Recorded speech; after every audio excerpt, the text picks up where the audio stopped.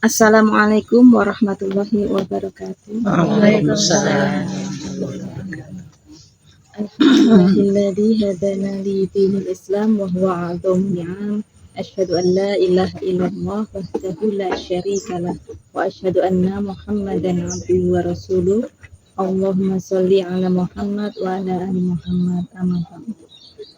Yang terhormat Ibu Ketua MTK BCA Bantul yang saat ini diwakili oleh Ibu Wartini beserta ibu-ibu jajaran MTK BCA Bantul yang senantiasa dirahmati Allah. Pada kesempatan kali ini saya ingin menyampaikan sedikit mengenai Quran Surat Ali Imran yang bertema dakwah kemurnian, yaitu tarjih dan penyebaran informasi atau tabligh sebagai bukti cinta kepada Allah dan Rasul-Nya. Allah Subhanahu wa Ta'ala berfirman dalam Quran Surat Ali Imran ayat 31 yang artinya, katakanlah Muhammad, jika kamu mencintai Allah maka ikutilah aku, niscaya Allah mencintaimu dan mengampuni dosa-dosamu. Allah Maha Pengampun lagi Maha Penyayang. Ibu-ibu yang berbahagia, ayat ini mengajarkan cinta kepada Allah bukan hanya diucapkan secara lisan, bukan sekedar merasa terharu saat mendengar sholawat, mendengar lantunan ayat suci, bukan sekedar bersemangat saat ikut kajian, tetapi juga harus dibuktikan dalam kehidupan sehari-hari. Sebagai pimpinan dalam kehidupan sehari-hari, bentuk mengikuti Rasulullah bisa diwujudkan dalam dua hal, yaitu yang pertama tarjih, yang kedua tabligh. Tarjih yaitu mengajak pada kemurnian ajaran. Sederhananya, berusaha memahami agama berdasarkan Al-Quran dan Sunnah yang benar. Jadi kita perlu belajar terus bagaimana ibadah mana yang sesuai dengan tuntunan Rasulullah. Kita sering mendengar di masyarakat biasanya seperti ini, kalau orang-orang dulu, ayah ibu kita, kakek nenek, orang sekitar itu biasanya ya seperti ini. Nah itu tidak bisa kita terima mentah-mentah, jadi kita juga harus cek lagi apakah itu sesuai dengan sunnah Rasul. Katanya kalau ingin rezekinya banyak harus seperti ini. Apakah itu benar, apakah tidak menyalahi syariat, itu kita harus cek lagi. Padahal ajaran-ajaran itu belum tentu yang diajarkan oleh Rasul dan terdapat di Al-Quran.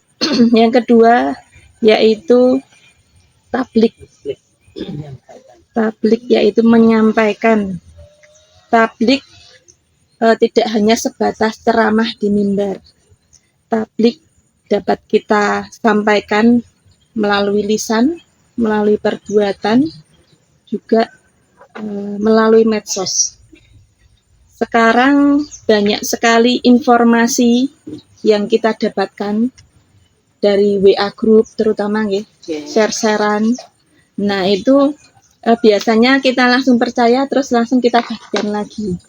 Nah itu perlu dicek kebenarannya karena bisa jadi itu hoax, bukan jadi amal jariah, malah jadi dosa jariah.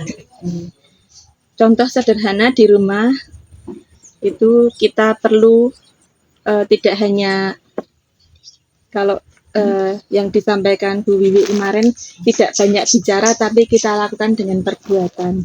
Kita tunjukkan sikap kita di rumah itu bagaimana, maka anak kita akan meniru.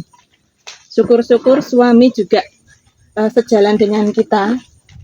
Kalaupun suami belum sejalan dengan kita, maka perlahan-lahan juga akan mengikuti atau setidaknya terinspirasi, tertular. Karena sejatinya suami istri itu katanya sefrekuensi, aslinya. Jadi kalau kita sudah berusaha menjadi lebih baik, maka kita berhusnuzon, pasangan kita juga akan sama. Jadi dakwah itu bukan selalu kita dapatkan di pengajian, tetapi dalam kehidupan sehari-hari, melalui pengalaman, juga melalui teman-teman kita, banyak sekali yang sudah sangat punya ilmu, tidak hanya ilmu pengetahuan, tapi juga ilmu kehidupan yang perlu kita pelajari.